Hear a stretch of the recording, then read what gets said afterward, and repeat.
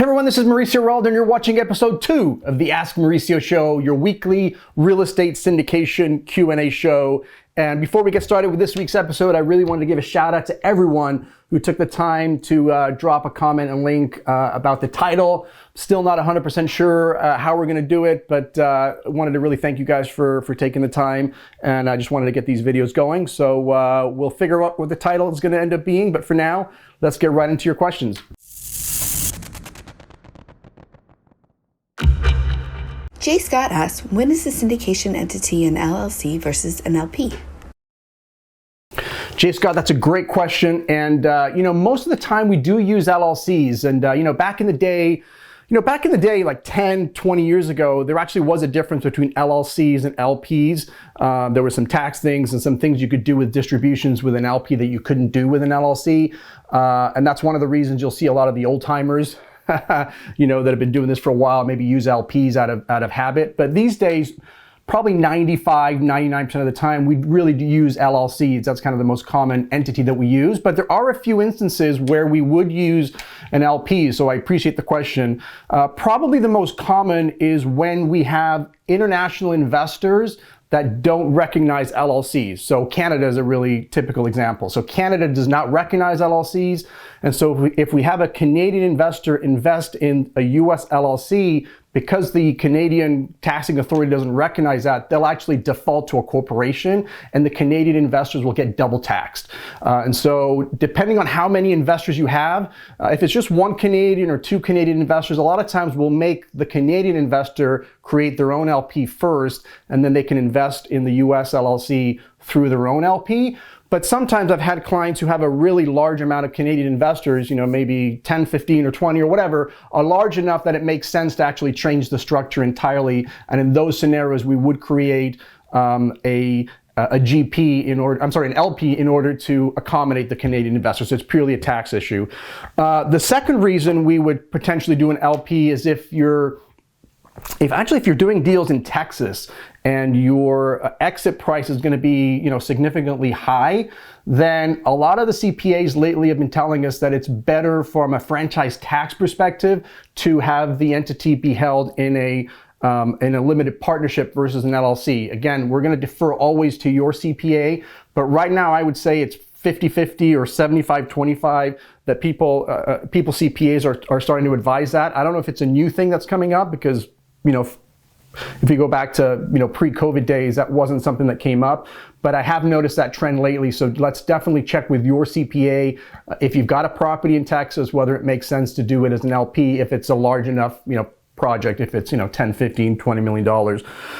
And then the last reason I've been doing some LPs in the past is with some oil and gas deals. And I know most people watching this, and it is actually a real estate syndication Q&A, but I do have a client who does the oil and gas. And in order to get the oil and gas tax break, the investors need to have unlimited exposure. They have to have unlimited liability in order to be able to take advantage of the tax break. So it's one of those, do you want asset protection or do you want the tax benefit? But in that case, we have the investors come in as a GP, because as we all know, a GP has unlimited exposure versus a manager of an LLC, that's going to be a limited liability issue. So I think those are probably the three most common: Canadian investors or any international investor that doesn't recognize LLCs.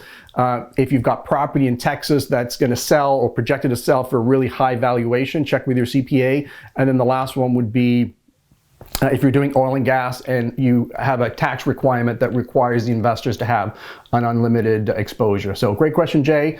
And Courtney, let's go to the next one. Ryan asks, what is the difference between a syndication and a fund? Great question, Ryan.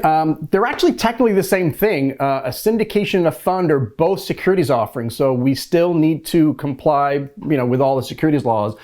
In fact, I did a video on this on how to structure a fund, which we'll probably put up somewhere here. But we go through those two different structures. But just keep in mind that all funds think of it this way, all funds are syndications, but not all syndications aren't necessarily funds. So when people say syndication, generally they're talking about a project-specific syndication, meaning they've identified the property, they've gone into contract to the property, and now they've got a specific business plan on that particular property, and they have to go raise the capital to execute on that business plan. With a fund, it's reversed because you actually raise the money first and then go out and look for the property. So when you're raising the capital on a fund, you don't actually have anything to show the investors. You essentially are giving them, sort of your fund criteria, your parameters of what you're looking at. Hey, I'm going to go, buy a 100-unit apartment building in this particular state, and this is kind of what we're looking for. But the investors don't actually know exactly what you're going to be putting the money in, and so they're completely relying on you as opposed to being able to underwrite and look at the project specific. So I always say with a fund, they're really betting on the jockey, right? Because they're just handing over your money and trusting the fund manager that they know, how to go use that. What makes it easier to raise for a syndication or a project-specific syndication is that an investor can actually look at your numbers and look at your assumptions and question them. And so, it just tends to be a lot easier to raise capital for a syndication. But man, if you can do a fund, what we call a blind fund, it's a great mechanism to have, because now you've got the money in the bank. You don't have to stress over having to raise the money and having a deadline. You've got the money in the bank, and you may even be able to use that as leverage in making offers, because you can show the seller that you don't have to go raise the money like everybody else. You've actually got the money in the bank already, and so that typically puts you in a much stronger position. But that's the main difference. You're still complying with all the same securities laws. It's still, register, find an exemption, or it's illegal. Most funds are 506B or 506E, so that part of it doesn't change. If you look at the video I did, the main difference is going to be in the business plan, because as I mentioned, there's not going to be pretty pictures of the property. It's not going to be anything specific. It's going to be these general parameters of what it is that I'm going to do with your money once you give it to me, and the investor has to basically trust that you know what you're doing. Can I hold back profits from the deal and use for reserves, or roll over into a next investment or short balance sheet? Another great question. The answer is almost always yes, as long as we're disclosing everything. Again, the name of the game is disclose, disclose, disclose. So you can do pretty much anything you want with various limited limitations, but you can do pretty much anything as long as you're disclosing it up front in the PPM, in the private placement memorandum, and letting your investors know exactly what you're doing. If you let them know what's going on, they review that, they go into the deal with eyes wide open, you can do pretty much anything you want.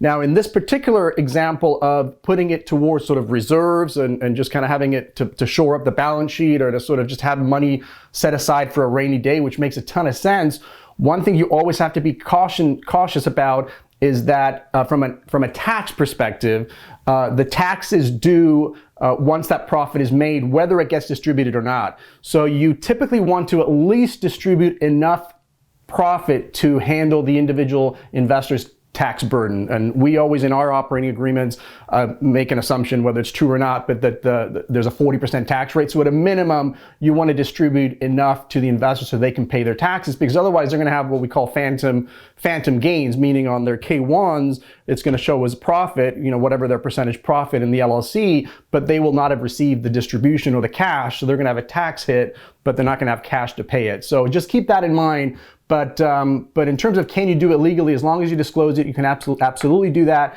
And if you want to then take those profits and buy another property, again, if that's in the PPM and you disclose that to the investors and they knew that was a possibility, then you can absolutely do that. Great questions this week. And if you've got any questions, please drop them in the comments or just reach out to me, because I'm really looking forward to answering your questions. And so the more questions I get, I think the better the show will be. So we'll see you in episode 3 next week. Thanks.